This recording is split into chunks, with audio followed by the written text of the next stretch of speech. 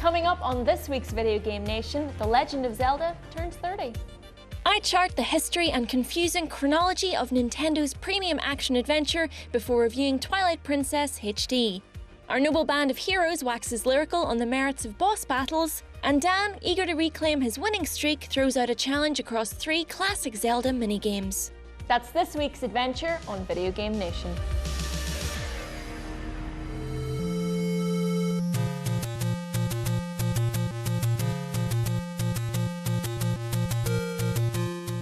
'86 was a good year. Top Gun, Aliens and Ferris Bueller's Day Off in the cinema, Papa Don't Preach on the radio, and a little-known game by the name of The Legend of Zelda was launched on the Nintendo Entertainment System. Yes, The Legend of Zelda is 30. That's 30 years of Link versus Ganon, Zelda and the Triforce, Ocarina playing the Deku Tree, Owls, Tingles and Bombs. But crucially, that's 30 years of a series consistently at the top of its game. That's 30 years taking in the freeform adventure of the original, the timeless design of A Link to the Past, the groundbreaking transition to 3D in Ocarina of Time, and the brave offbeat style of The Wind Waker. In short, few franchises around today manage to hit the big 3-0, even fewer still do so with the imagination, charm and sense of adventure as The Legend of Zelda. It has endured despite its admittedly repetitive nature through sheer reinvention of both its gameplay and style. The series can feel generic at times, each adventure starting from the same basic canvas. Danger to Hyrule, Zelda goes AWOL, Hero of Time steps up to the mark. But every entry in the series has consistently subverted our expectations in subtle ways. Just look at the most recent main entry, A Link Between Worlds. A return to 2D on the 3DS that lets you buy weapons straight off the bat to complete dungeons in any order. That might not sound fresh, but for a series built on the slow drip feed of items across hours of gameplay, the freedom was overwhelming. Despite all this praise, Zelda has had its fair share of low points throughout the years. The notoriously bad Philips CDI games from the early 90s are a noticeable smudge on an otherwise mostly unblemished record. They were created independently with no observation from Nintendo and are widely and rightly acknowledged as the worst installments in the franchise. Nintendo even went as far as to retcon them out of the Zelda canon in its 2011 chronology of the series. Ouch. And yeah, there is an official chronology of the Zelda canon, a fact that can easily pass you by if you don't know your Deku Link from your, Wall Link.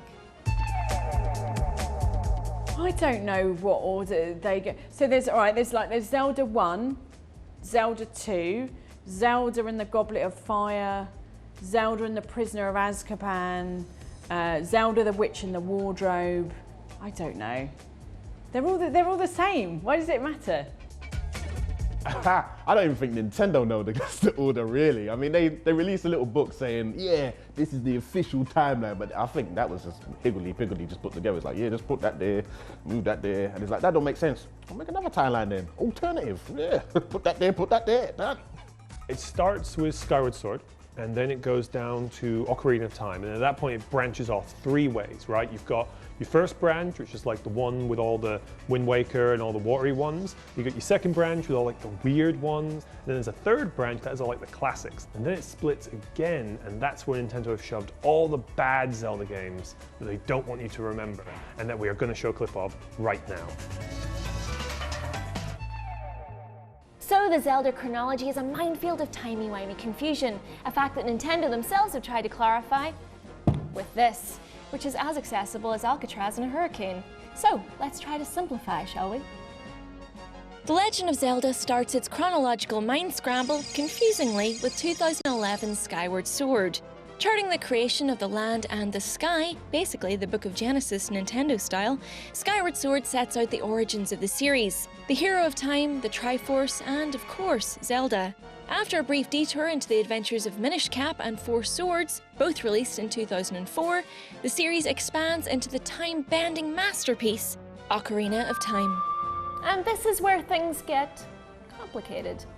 The timeline splits 3 ways depending on the outcome of Ocarina of Time, and the first follows the decline of Hyrule following Link's potential failure in that game. It's here we find Ganon running amok in 1991's A Link to the Past, 2001's Oracle series, 1993's Link's Awakening, 2013's A Link Between Worlds, and the NES double whammy of the original Legend of Zelda and its sequel, Adventure of Link. Still with us?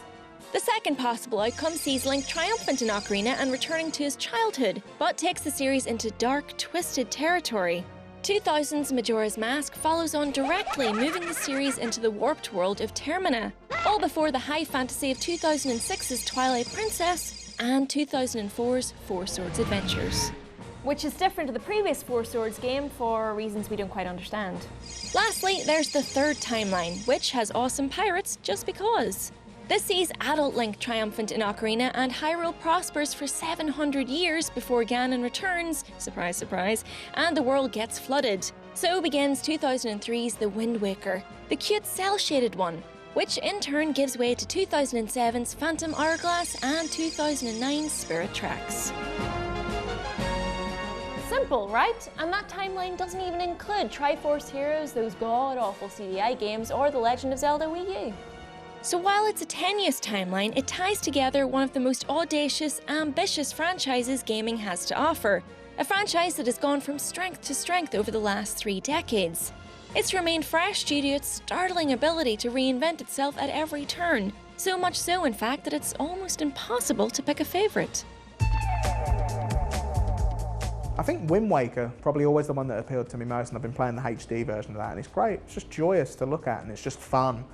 Majora's Mask or Link's Awakening. I really love the Link's Awakening on the Game Boy. I really love the humour in that. But then again, Majora's Mask had it all though. My favourite Zelda game is Ocarina of Time. Undoubtedly, a couple of people on the show are going to say Majora's Mask, but they're doing that to try to look cool. Now, in the absence of a new Wii U title, Nintendo is commemorating Zelda's 30th anniversary with a gorgeous HD remake of Twilight Princess.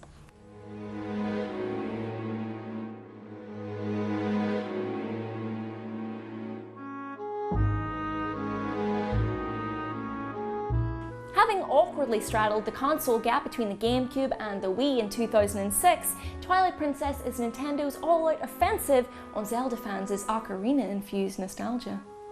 In development from late 2003, Twilight Princess is Zelda as seen through the prism of The Lord of the Rings, or more specifically, Peter Jackson's epic trilogy.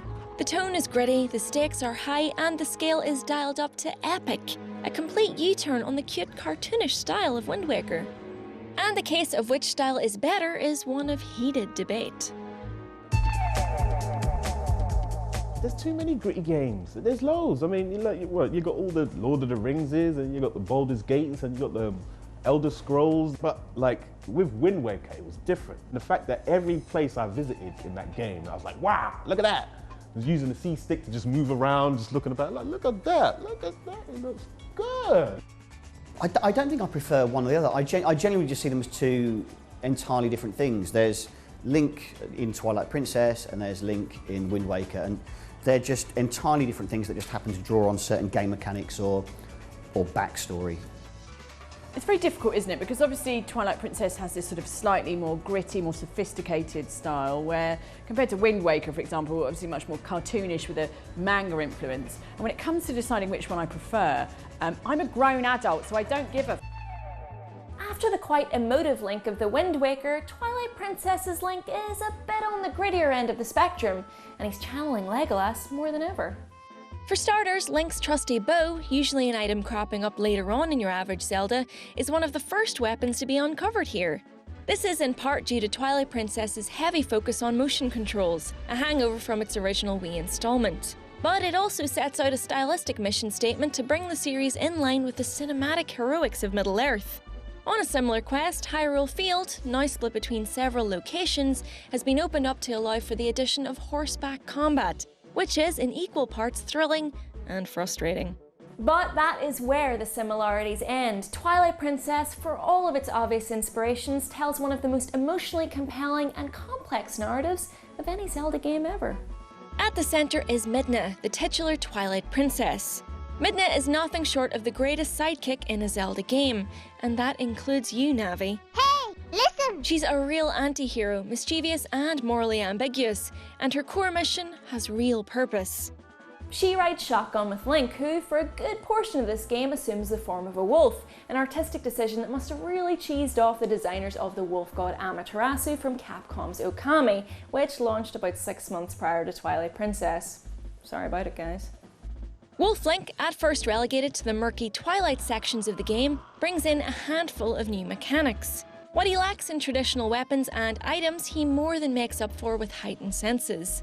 He moves faster, can track scents, and even chat to other animals. And crucially, he carries Midna around on his back, allowing for unique attacks, traversal options, and just more Midna in general. For this Wii U update, the transition between wolf and man has been simplified to a simple button press on the Wii U gamepad. Easy.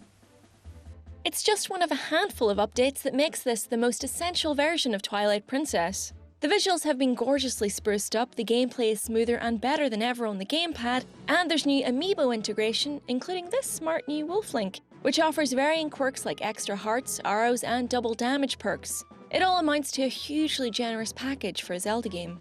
If you gunned through the game's 9 excellent dungeons, ignoring all of the quirks and distractions of the side quests, the game still clocks in at around 40 hours. But the real testament to Twilight Princess is that none of that runtime is filler.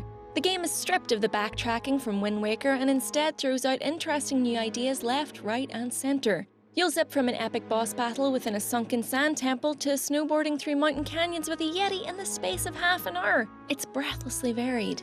The only real shame is that we don't have a new Zelda to celebrate the franchise's 30th with, but that still doesn't detract from the brilliance of Twilight Princess HD, which is, simply put, the essential way to play one of the series' most captivating, exhilarating, and varied entries yet.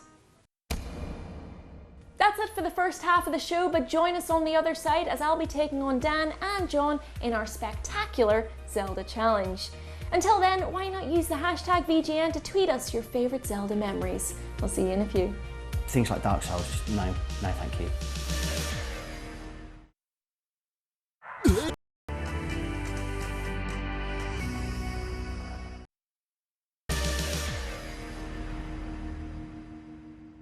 Welcome back to Video Game Nation. Zelda's enduring success is down to a couple of familiar gameplay elements that Nintendo have mastered over the years: dungeon exploring, weapon and item collecting, and of course, boss battles. I think boss battles are so iconic because they're just so memorable, basically. And the reason they're memorable is because they're really hard and it takes about 17 hours to do them. They're a bit like childbirth, really. I think boss battles are super iconic because they're always what you end up talking about with your friends. You know, it's always like, have you got past this boss? What kind of sort of setup are you using? Like when you're talking about games like Dark Souls and Bloodborne, it's always coming back to the bosses which frustrate you. And I think as the years go by, you might forget the more sort of mundane bits about a game, but you do remember fighting Weapon and you do remember fighting Sephiroth. You know, those are the things that stick with you. They're the standout points of the game. It's like that end of year assessment. It's that point in which it's a combination of different things you should have learned in the game so far. Then you have to kind of like think outside the box in order to beat them, plus loads and loads of frustration as well. So when you do finally beat them, you're like, yes, in your face. Now I'm on to level 2. Normally with boss battles, you kind of get the best of game design going into them, especially with a lot of games from a few generations back. Like, people would invest a lot of time into making very interesting and intricate boss battles. Plus, it's kind of a trope that everyone can understand. Like, you're working towards a goal that you're going to defeat. Everyone gets that. Most memorable boss battle definitely is Psycho Mantis from Metal Gear Solid, because that just pushed so many boundaries. Like, not only could he read your memory card, he could move your controller, and I was like 8 years old when I played it. So you put it on the floor and he uses his mind, and which is the rumble pack, and moves your controller across the floor. And I genuinely was like, how is he doing this? For me, the most memorable boss battles in gaming have to be Dragon Age Inquisition. I know I've mentioned this before, but that's a game where I spent 75 hours or so playing it to get to the end and find out I couldn't kill dragons. The most memorable boss battle for me was in Dante's Inferno, and you had to fight this massive blue naked woman with these like huge blue boobs with these independently animated nipples. Now, say what you like, that is memorable. Oh, has to be the Great Wizen in Azura's Wrath on the Xbox 360. If you haven't played it, go play it now. Basically, this guy is not even just a boss, he's a god. And every time you beat him, he grows bigger to the point in which he's bigger than the actual planet that you're on itself. And the way what he does is, he gets his little finger and he tries to crush you from outer space. And Azura, being so cocky that he is, he's like, well, I can hold that. Holds his hands up, tries to hold the finger, and he crushes all 4 of his limbs. Yes. That is an epic boss battle. For me, it's probably Liquid Snake at the end of the first Metal Gear Solid, because you're just having a really vicious fist fight with your shirts off on top of a destroyed Metal Gear. Plus, when Snake passes out, he hasn't got his shirt off. And he wakes up and he has his shirt off, and Liquid has his shirt off, which I always used to like to imagine the amount of time it would take him to like delicately take his shirt off without waking him up. So when he wakes up, he's surprised that they're both shirtless, and he's like, now we're gonna fight shirtless, because that's what I want. I always enjoyed that. I think that the Sonic the Hedgehog series has the best boss battles, because I like the dynamic of the rings. So that if you take a hit, you've got another chance if you can just grab the rings back, but then if you get in the path of the baddie, and it's just a sort of another layer of challenge and tension. And yeah, the battles end up really intense sometimes. And then of course at the end there's this big relief because you get to jump on the thing and all these woodland creatures come out, and it's like Lewis Hamilton winning a race and like shaking a bottle of squirrels. It's wonderful. I'm going to say the series for me is Metal Gear Solid because they are such standout moments in the game, especially Metal Gear Solid 1, 2 and 3. There's these really kind of like unique battles. In 2 you've got Vamp, who's just this crazy guy who seems like you just can't kill him like this. It's just that the battles are so bizarre in what otherwise can be quite a realistic series in terms of sort of stealth and war. They have these absolutely insane boss battles which really kind of like brings the game to life. See, you know, I would have said Metal Gear, but then the last Metal Gear didn't really have any decent boss battles, and so I was like, nope. But I do really like the bosses in the Mega Man series. There's so many different bosses in there, and I don't know how they keep coming up with them. I mean, if they're thinking of a new Mega Man, I've got a couple of ideas for one. Taxman. That would be a wicked one. And he just dashes like HMRC forms at you. Yeah, fill that in, fill that in, fill that in. I think that'll go down well with the gaming community. For me, it's the Mario series. It's the Mario series because I can do those. They're the only ones that aren't too much bother. You jump on a thing, get out of the way while it flaps around in its shell, and then jump on it again 3 times, bosh, done. Best. Boss battles can be a huge, sometimes literally aspect of the Zelda series, but we've opted for a somewhat smaller domain for this week's challenge. Here's Dan to explain more. Now, The Legend of Zelda doesn't seem like the most obvious contender for a Video Game Nation challenge, but over the years the series has featured enough mini-games and distractions to inspire a Legend of Zelda theme park. Actually, that's a great idea. Please, let there be a Zelda theme park. They're now an integral part of the Zelda experience, rewarding players who stray from the beaten track with challenging diversions that keep you playing until you've earned another precious heart piece. We've had letter sorting, cuckoo dodging, skydiving, fishing, and the weirdest game of Battleship ever. But for this challenge, I've selected 3 of my all-time favourite Zelda minigames. The Birdman contest from Wind Waker, Clean Cuts from Skyward Sword, and Rapid Ride from Twilight Princess. I'll be up against these oxygen-hogging pretenders in my bid to reclaim the Video Game Nation Ultimate Player Crown, which is neither a real crown nor a real title. First up, let's see who can get the most out of the humble Deku Leaf in the Birdman contest. Whomever flies the furthest wins. Okay, let's do this. Oh my. Oh dear. Go! Right, let's hit this thermal. Yes! Why isn't it making me go up? No, why isn't it making me go up? All right, doing fine. Doing fine thus far. Please, please, please, please, please. Yes! Get going, you little elf idiot. Bah! Get inside the fart, you fool. Oh God, no. Oh God. Oh God. Oh God. Drowning. It's all over. I'm doing that again. That doesn't count.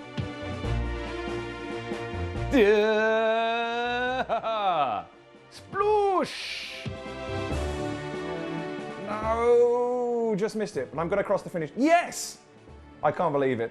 No, I hit the... What happened? Happy with that. Good start. Next up, it's Clean Cut from Skyward Sword.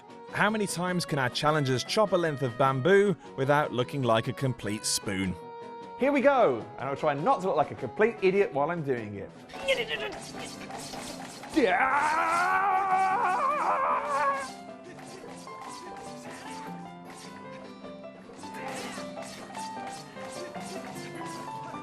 it with the thing! Hit it with the thing more! Ah! 12. 12 bamboo slices. One more go. 23 times. I'm sorry I went very quiet when I was doing that, because I was doing the thing. And finally, it's Isa's Rapid Ride, looking better than ever in Twilight Princess HD. Not only do you have to contend with guiding a canoe downstream, you also have to do a spot of archery in the process. The aim is simple: hit as many pots as possible without striking any rocks or barriers on the way down. Easy. All right, let's do this. This strikes me as a sort of patting your head and rubbing your tummy sort of exercise. This does not seem safe. Don't miss the good one. Yes! Come on, boy. Come on, Link. Come on, my son. Woo! Oh no! Oh no, I'm sideways. Ah, so good.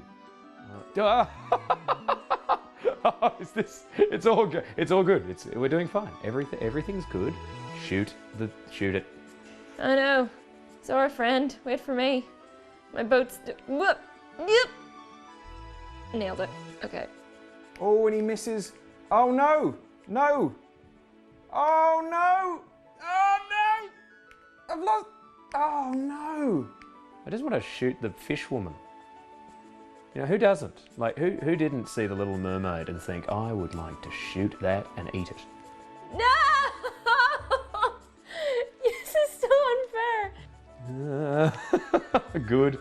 Oh, it's all going so well. Yes! All right, it may be messy, but we're getting it done. Link, you're better than this! No! You're clearly not. What? Oh, no. There's not more. No, there isn't more. Oh, good. All right, okay. I apart from going sideways a lot, I feel I did pretty well there. Oh, what's that? 24. Ooh, I'm really annoyed there was that really tight chicane bit, but 24 is not bad, all things considered. Very happy with that. Very happy indeed. With another victory going annoyingly to Dan, I have to admit I'm low on hearts for this week's episode. But if you'd like to share your Zelda nostalgia, you can do so via the official Video Game Nation Facebook page, tweeting at us using the hashtag VGN, or just put your comments in a chest, in a dungeon, in a giant magical tree's mouth. We'll be sure to find it. See you next week.